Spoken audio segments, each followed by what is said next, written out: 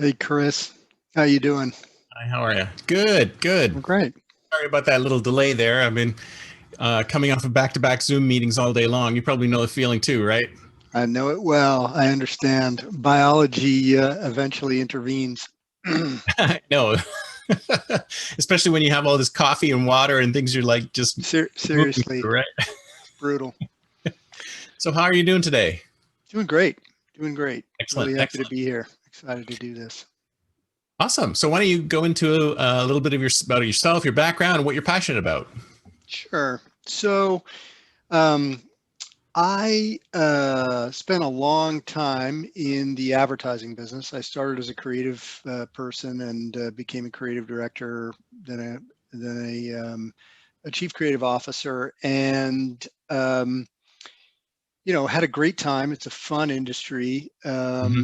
but about 10 years ago, it was becoming clear that advertising was becoming less and less relevant, and it was also clear that it was getting harder to actually create substantive business results using paid media, 30 and 60-second commercials. Right. Social media had appeared, and then digital everything, and the noise level was rising, and it was just obvious that something new needed to happen. And at that time, I was the chief creative officer and co-president of a large advertising agency called J. Walter Thompson, and my partner Rosemary and I, we were having a really good run there, but looking around the world, it just looked like the future was going to be more about managing decline than about inventing the future. And I'm really passionate about innovation and you know trying to figure out problems in the world that I can put my shoulder to. And so Rose and I decided to get out of the advertising business about 10 years ago and launch Co Collective. And we at Co, we refer to ourselves as a creative and strategic transformation partner for purpose-led businesses. And Mhm. we have two theses as a business. Our first is that companies that are pursuing some kind of positive change in the world, something that has generosity at the core of it, something that companies that are pursuing social or environmental justice of one kind or another are going to do better than companies that are not, because we have a new generation of consumers who care a lot about the companies that they do business with and are prepared to vote with their wallets. And so we help companies at Co Collective, we help companies define and align on what that purpose is. And then our second thesis as a business is that your purpose, once you have it, shouldn't merely inform communications.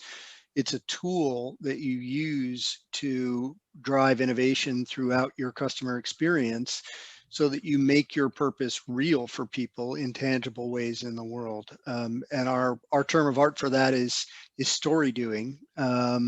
We really believe in aligning, word with deed. If you say you stand for something as a company, if you say that your purpose is X, well, then you need to prove it by doing it. And certainly before you talk about it. We're not anti-advertising or anti-communication, but we really believe that you need to take action, do it, prove that you really mean it first, then talk about it. And so we've been doing that for about 10 years.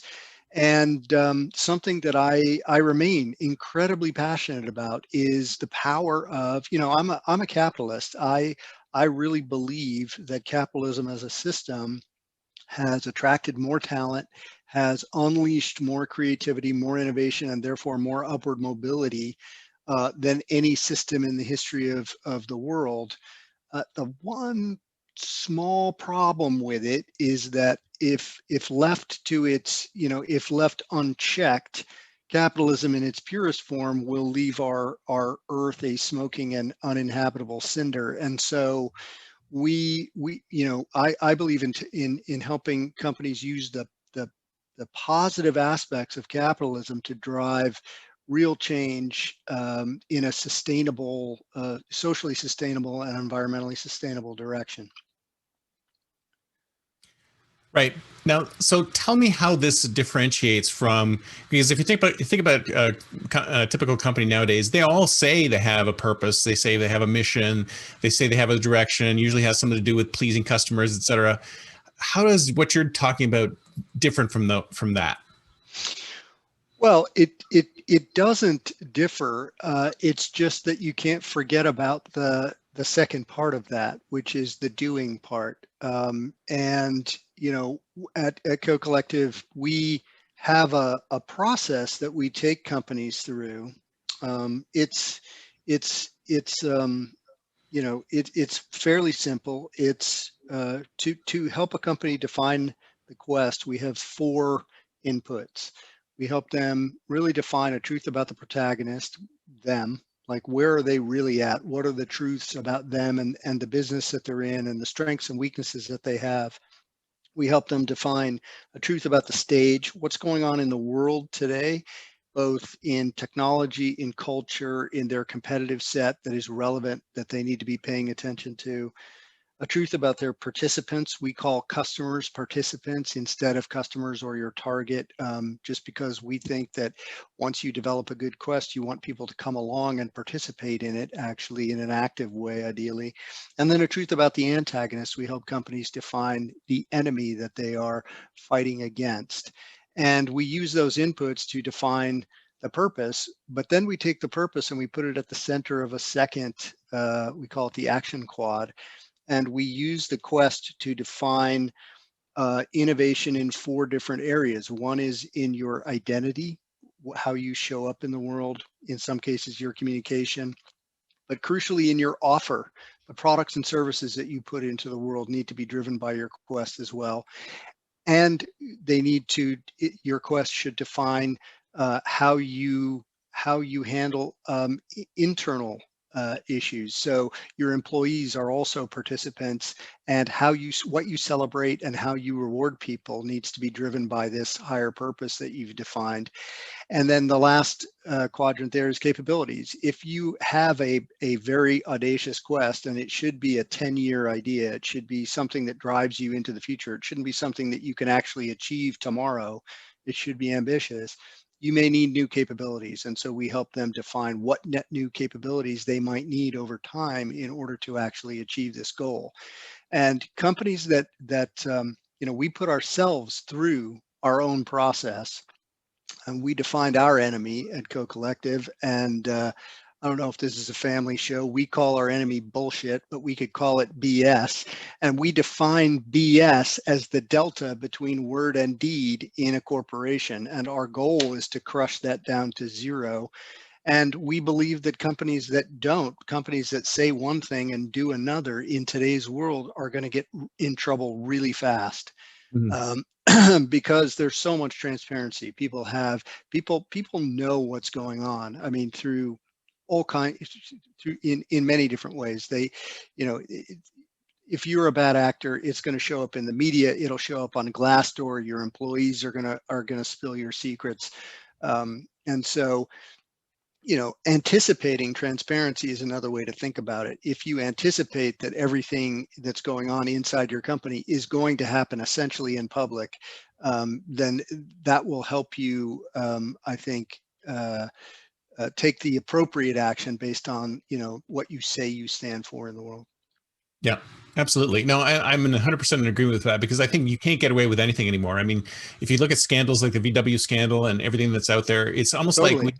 have a billion investigators out Yeah. there. Whenever they smell something funny, they go after it like rabid dogs, and you can't get away with anything anymore. So it doesn't really pay to be anything less than fully transparent.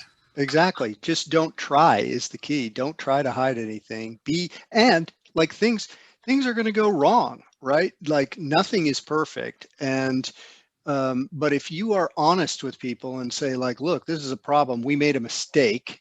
We screwed up. This was not, you know, true to our quest, our mission, our purpose. And these are the steps we're taking. People will forgive you, and they will allow you to make big mistakes and recover from them.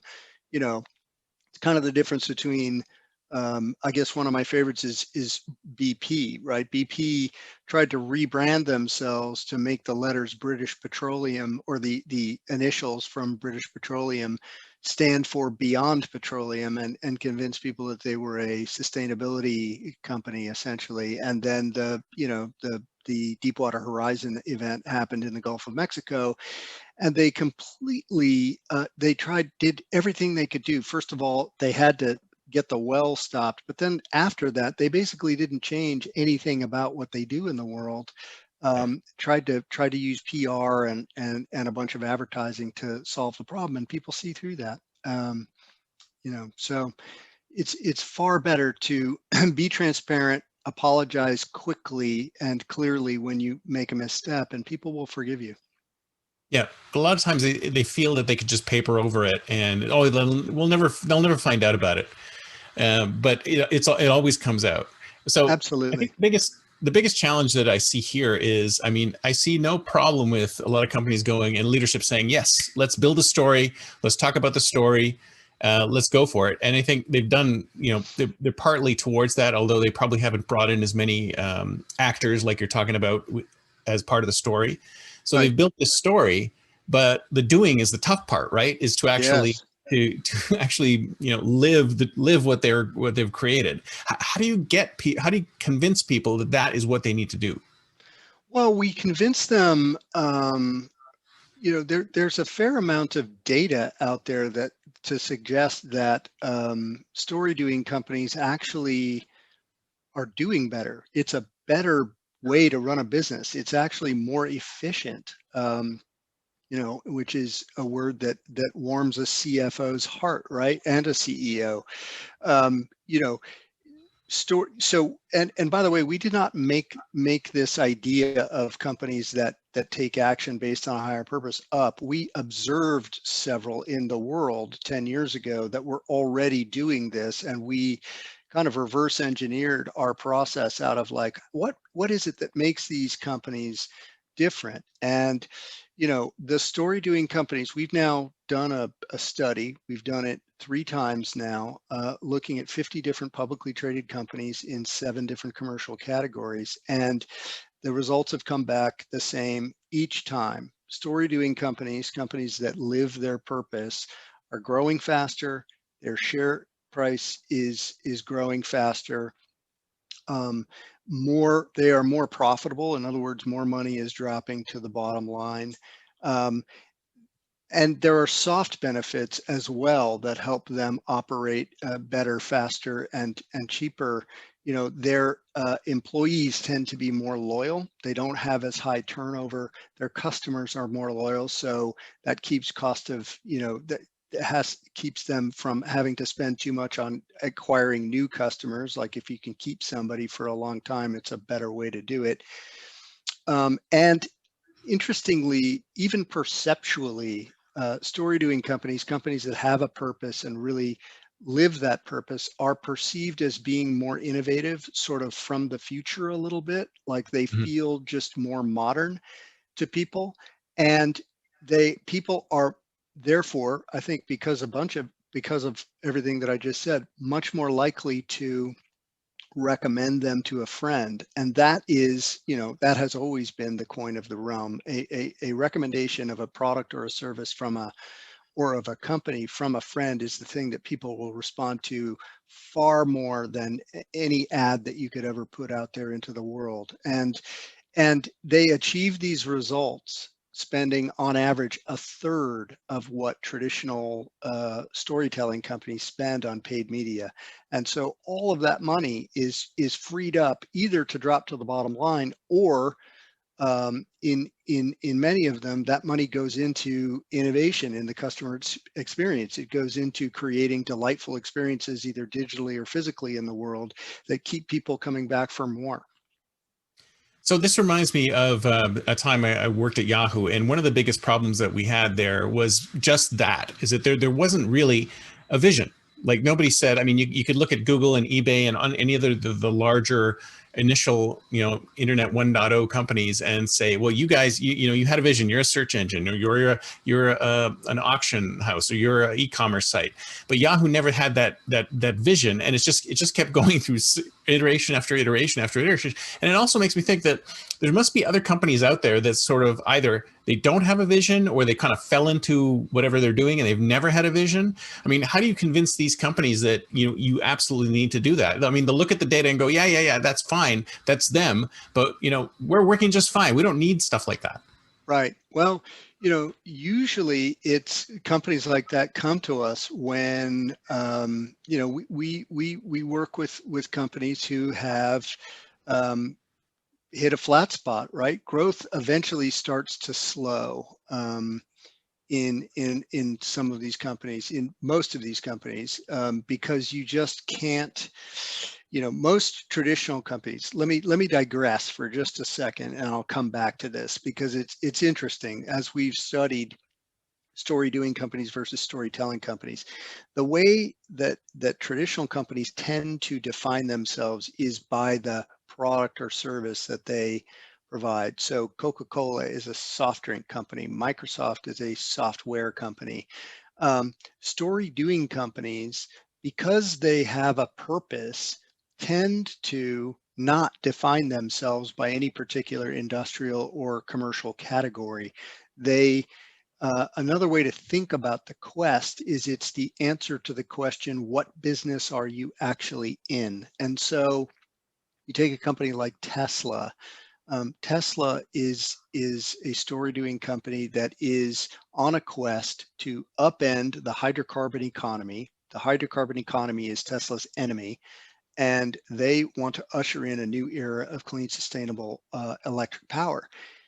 Most people outside of Tesla would think of Tesla as a car company, but Tesla does not think of themselves as a car company. They think of themselves as an energy and infrastructure and transportation company that happens to also manufacture automobiles, but they make grid level storage, and they make solar cells, and they make power wall inside your house. So they, so getting back to, if you define yourself as a soft drink company, if you're Coca-Cola and you are not serving any kind of higher purpose, you hit a point where you can't grow in a traditional way. Your growth flattens, and all kinds of bad things happen in a company when that happens. And so often companies reach out to us when that is going on, when they realize that they've kind of run out of gas in their current category, and we help them see white space innovation, areas for innovation outside of their current category, based on the purpose that we help them develop. And it is the answer for growth for companies like that. And look, some take us up on it and some do not. Some people just are really happy staying in their lane, and they're scared of stepping outside of it. And so it doesn't. I'm not saying we have like 100% hit rate, but it often will help a company whose growth has stalled. Yeah, well, you have to have leadership that's open-minded enough to understand that there are different ways and different places, different ways to do this. Exactly. Yeah. So what do you do about companies that are that have done the story, but they don't do the doing? I mean, is there any way to sort of help trigger them into that? I mean, well, it is an issue. It's the because old, that's the hard part. you can lead a horse to water, right? But the horse has to decide to drink. And so we're constantly working with our clients to help them on the positive side, show them all the data that suggests that this is actually a better way to run a business.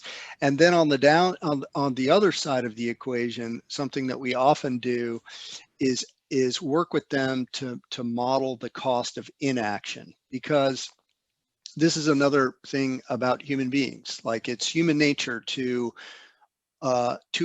almost assume that the safest thing to do is nothing. That you're going to be okay if you don't take it. Right? If you don't take any risk, you're going to be good. But in a time of massive transformation, and we are certainly in that in multiple vectors, like that is probably the most dangerous thing to do, is to sit still and not be trying new things. So we try to model that cost for them as well, and show them that there is a way forward for them. And we have a product that we call Do or Die. It's a workshop product that we take clients through, that helps them we pull the whole leadership team out of their day-to-day life, and take up a full day of their time, and walk them through a process that asks them to imagine their own demise. In this, we do a thought experiment. Okay, your company has gone out of business. You have died. Let's turn this into a murder mystery and figure out who done it. And how was it done? And you begin to open their mind to, oh yeah, there is danger if we sit still. We have competitors who may out innovate us. There are entire industries that are available to us. And if we don't begin to avail ourselves of this, we will wind up on a slab at some point. So those are the ways that we generally try to help people kind of get out of their initial state of fear and uncertainty around innovation. And sometimes it works and sometimes it doesn't. It's a process. Have you ever been able to convince a company that's sort of convinced it's too big to fail to actually take that route? Well, it's very interesting. We have worked at various times. We're project based, so we don't have retained relationships generally. We often do serial projects, and over the years we've had occasion to work with Microsoft, and it's been fascinating to watch that company. We are not going to take credit on this or any other podcast for the turnaround that has happened at Microsoft, but we have gotten to know them fairly well over the years. And one observation that we have about them is that they are a company that had a very ambitious quest at their birth. A computer on every desktop would be, the way that I think Bill Gates phrased it, but really it was democratization of access to information. And it was lofty, it was ambitious, it in fact seemed fairly impossible in the beginning. A lot of people laughed at Microsoft. Then they succeeded, they got big, and they achieved their quest. And then what do? You're giant. And you've got divisions of your company that are larger than most global corporations. And what they did is nothing. They went to sleep and they didn't define a new quest. And this is mostly under Steve Ballmer. He just kept trying to run the same plays because it worked in the past, but it's because it works, right? That's what a lot of these companies are doing. They're like, oh, this is working now. Why should I change it? Yeah. And it took a new CEO coming in, Satya, who really shook them up and defined a new vision for the company. And he, I would say, is really doing it. I think I think Microsoft is back on the pathway to innovation, and it's been inspiring to watch them. We've been involved, tangentially in some of it, but as I said, can't take credit for that. It's all on Satya and the people inside the company who have bought into it and are making it happen. So, it works if you embrace it, and really work at bringing people along. That's another big part of our business, is org culture design, because people just fundamentally don't like change, right? They like to do things. They like to come into an office and do the same thing that they did yesterday, because it's comforting, and I get that. But if people will resist doing new stuff, and that resistance is it's deep, and it's it's like pudding, you like, you can kind of like, you clear a space, you get people to think in a new way, you turn away and you turn back and it's flowed back in, like it's really hard to change. And so, that's an area that we work very hard on with companies, redefining teams, workshopping with different groups inside the company to make sure that they understand the quest, they understand that they give them a set of tools they can use to operationalize it in their area of the business, to try to fight the pudding, I guess. Well, how much of that do you think is actually mind changing, and how much of that is people changing, like swapping out the old blood for new blood? I think it's a little of both. I think you can change minds, and when you can't, you have to change people, and that's down to the leadership team. And you have to have an appetite for just bringing fresh blood in, fresh thinking, fresh perspectives, and back in that capabilities quadrant, people who know how to do things that people inside the company just don't know how to do. Because if you don't bring in new capabilities, you will fail. There's no way that you can ask people who were really good at making widget A to suddenly pivot to making, or a physical widget to suddenly pivot and make great digital products. Like, that just doesn't happen. Yeah, absolutely. Well, I love your idea of the story being like a framework, because I think that's underneath all that. It just makes it easy, right? I mean, it's kind of like, I like to say, well, I'm a libertarian, so I like to talk about Ron Paul, because Ron Paul's got he's got like a set of ethics that whenever the decision comes along, he's like, well, it's easy for me to make a decision because I just remember my set of ethics and I stick to that, and boom, it just takes me no time to make a decision.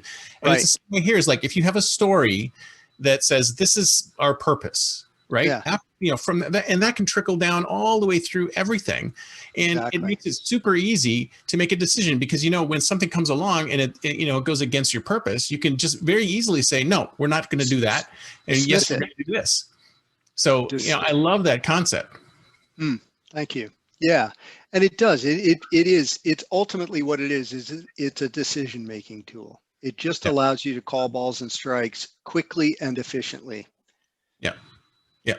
I love that. And so drilling down a little bit into the players on the stage. I love the way you said stage and players and stuff like that. It just reminded me of Shakespeare.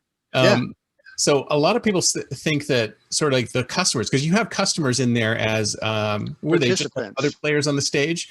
Because you have the protagonist, who's the company, and then you have your enemies, who's the villains, and you have heroes and villains, and then where did the customers fit into this play? Well, they're the participants, right? They are the other players on the stage with you. And when you think of them as participants, we having come from advertising, we use a lot of like military jargon. We're going to target them, and we're going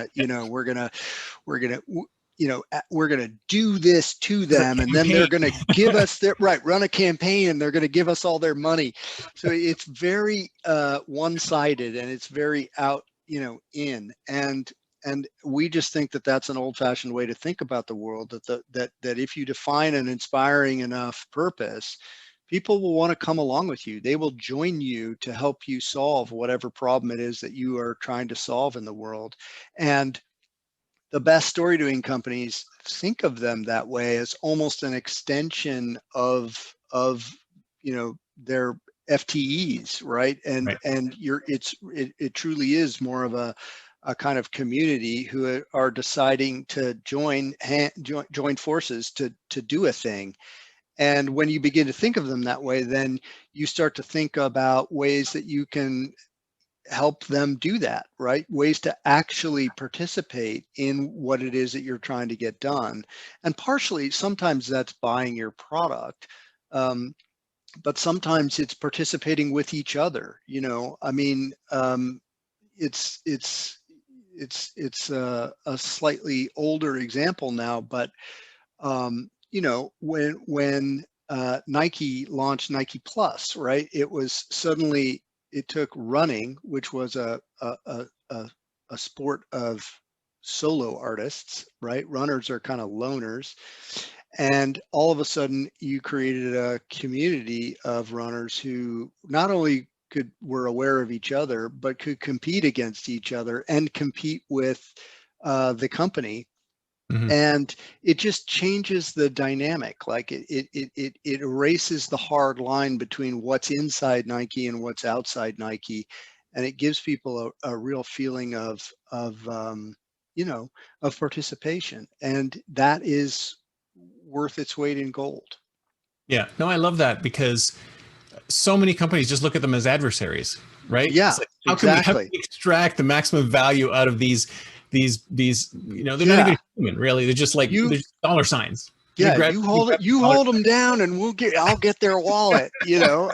And it's like mugging rather than, you know, it's kind of a crazy conception, and it's, I think, ultimately short-sighted. The best companies, you know, really do think about people as collaborators, you Right. know. So how do you bring them into the fold? So let's say you're working with a company that has been has an adversarial relationship with their customers right now, and they're they've gone through your system, and they're like, okay, now we want to bring them in, and the customers are like, oh, wait a second, I don't trust you guys. In the past you've knocked me over and emptied my wallet. How can I trust you now? Yeah, well, you have to create trust not through exposition, but through action, right? I can't suddenly, if you don't trust me, if I've done things to you in the past that have caused you to question me and my ethics or whatever it is, the last thing that is going to get them to change their mind is if you tell them, no, it's this time it's different. Trust me. You know, I'm reformed.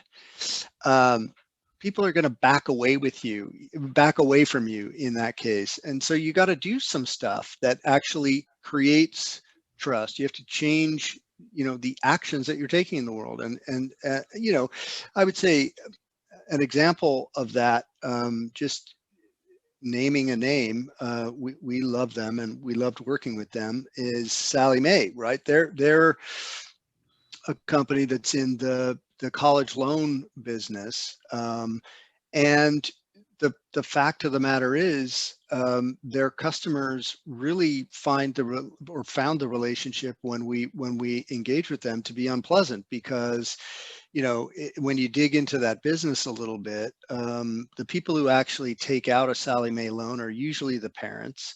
Usually the kids aren't totally aware or totally paying attention to the fact that, you know, that this loan exists. All of a sudden you graduate from college and Sally Mae jumps out of the bushes and said, guess what? You owe us $250,000. And that's a bad customer experience. You know, people are Mhm. like, whoa, you know, Yeah. where'd you come from? Go away.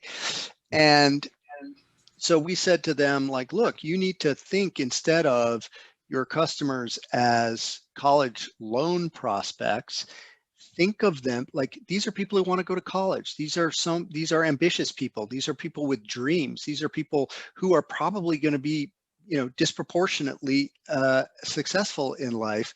Think about it as a lifelong relationship. There are, if you think of them as, you know, ambitious people who you want to help on their way, college is a part of it. But let's start before college and go, what's a pain point? Finding the right college for you is a nightmare right now. You know, it's just really hard. The whole, you know, applying application process and figuring out culturally whether it's a fit for you and whether they excel in the areas that interest you. What if Sally Mae were to set up a tool that was free that just helped people find the right college for them and make it simple and start the relationship on that basis? And then once they get out of college, the next pain point is establishing a credit rating, especially if you owe Sally Mae $250,000. And so um, create a credit card that helps people establish their first credit rating coming out of college, which will then help them do another series of things: start their first job, buy their first home, there's just a whole series of events that you can ease their way on in the future. And so they've now begun to implement that system. The credit card, we called it levels. They call it something else now, but there are 3 different cards that they offer in the world, and there are more business expanding ideas in the pipeline. And it'll take time. It's also not the kind of thing that you flip a switch and everybody loves you, but over time they will transform their relationship with their customers. Yeah, and I think that's key because I see it happening all the time. Like I work with banks, and the bank's like, we're a bank. This is all we do. We bank, Yeah, right? We have right, mortgage products. We have this. We have this. We have this. But the customer wants to, own a home. They don't want to get a right, mortgage. They right, want to, exactly. they want to save for a car. They don't want to. They want a car. They don't want to figure out how to do a car loan or whatever. Right, But like they don't step out of their box and go, let's go over here. Like for example, we had an ideation session once where it was like, well, what happens if your customer loses their job? right, They can come back to us when they got a job. And I'm like, what? You're not going to help them get a job? And all I got was like blank stares. It's like, right, why doesn't a bank get into the the career placement business? I mean, right, seems exactly. like, I mean, I can understand there might be some regulatory issues, but, spin something off and do something. It's like, go to where your customers are, like, listen to them, be what they want you to be, as opposed to, be what you are. Exactly. Yeah. Yeah. I mean, I think banking, healthcare, the places where that people find the experience the worst these days are the places where there is the most potential for innovation. Yeah. It's just about getting people to change their frame, and you hear that a lot in financial services and in healthcare. Oh, no, no, no, it's different. We're regulated. We couldn't possibly do that. Yeah. But if you push a little bit, actually you discover there's quite a bit that you can do even in a regulated environment. And as you said, if you can't do it yourself, that's fine. Spin it out, make it a separate thing. And make sure that people understand that this is part of your offer, so that some of the positivity that comes from a great new experience comes back to the banking part of your business.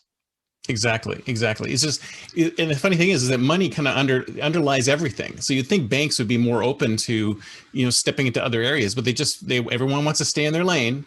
So as long as if you stay in your lane, then, you can't innovate, because that's all you're going to do is generate another iPad app, which people are just going to yawn at. Exactly right. Yeah. Yeah. Got to think laterally. It's very hard to get people to do that, but that's why I think that there are many institutions that are large and successful and famous today that won't be here in 10 years, just because Yep. some entrepreneur somewhere is gonna disrupt them by Yeah, finding a better way, a way that actually sees to more human needs. absolutely. So let's talk a little bit about the future. Where do you think things are going to be in 10 years time? It's 2031, and go. Okay, so yeah, it's interesting. I didn't realize you were a libertarian. I don't know what you're going to think of any of this. Is Oh, I want to hear it. kind of interesting. I think the two issues that we face today, we are at a fundamental crossroads, I think, as a society. And I think the two biggest problems that we face in the world are climate change and income disparity. Hmm. And I think that those two problems, if we address them, I think the future is a very rosy place. But they must be addressed aggressively and systemically. And if we fail to address them, I think the future is a dystopian hellscape. Um, and I think technology actually will play a central role in both of them. So if we unpack income disparity a little bit, it used to be you get a college education, you're pretty much guaranteed to have a successful career, or as close to a guarantee as you can get. But in the next 10 years, automation and AI and robotics are going to eat jobs at an unprecedented pace. And The jobs we know of today. Yeah, that's right. Well, exactly. There will be new jobs. I'm getting to this point, right? Sorry.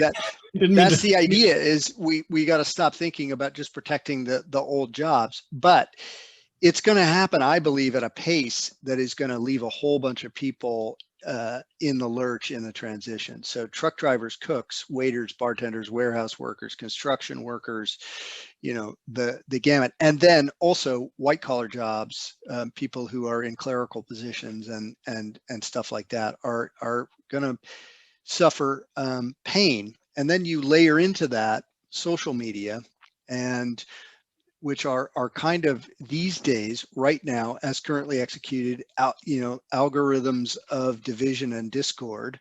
And we are headed in a direction where we have, we can see where we're headed. We just had an angry, kind of hopeless mob attack our own Capitol in the first time in U.S. history. That is only going to get worse, I believe, unless we address it. And I don't know how to solve this problem. This is a big problem. I'm interested in things like UBI, universal basic income. I'm interested in finding a way to curb or cure social media. Social media has incredible power to do good and already has done a lot of good in the world, and it has incredible power to do evil. And somehow Tell me about it. we gotta get it under control. Because if you create something that is addictive and ultimately winds up making you less happy, more lonely, and less functional as a human being, we go to a very dark place. And so we need to address that. And I don't know whether companies have the foresight to self-police. I really hope they do, because I really don't think it's a good idea to get the government engaged. But it may have to be the government. They may, and I don't even think it's breaking them up. I mean, I don't even think that really works. So those are big problems. But I think, there's, if you think innovatively, pivoting to climate change, you can look at it as an existential crisis, or you can look at it as the greatest opportunity for innovation that's ever existed. Like, if we can pivot our entire economy to a green, sustainable, non-hydrocarbon economy, that's really hard, and hard things create jobs. I don't know how many jobs that a hard pivot to a Manhattan Project level engagement, or a World War II level engagement in changing the kind of underpinnings and basis of our economy what that would take, and how many jobs it would produce. But it would produce many, and we would help out the people who are getting automated out of the workplace, and we would heal the environment. And I think businesses need to share the load. I don't want this to be a government-led thing, although some parts of it may need to. I think businesses, back to purpose-led businesses and the power of capitalism, I think if businesses really take their social and environmental responsibilities seriously, and maybe pay some taxes, they can be a massive part of this transformation. So if you're running a business, develop a quest and be serious about it and start to do it. And I really believe that we can have a super positive future. If we continue down the path that we're on today, things are going to be grim, I think, in between 10 and 20 years. Well, I think that you're close to what you were talking about there. What's going to happen is, in my view, is that humans will end up doing what humans do best, and machines will end up what machines do best. So we're going to see a new rise of blue collar work, right? Because all white collar work is probably going to be just algorithmized, right? So Yep. the pushing pixels around and creating pretty charts and Excel work and stuff like that. That's all machines gone. do. But Yep. laying bricks, digging, cleaning up creeks, that's all going to be human. So I think we're going to see this shift back to physical blue collar work, and that's going to be more highly compensated.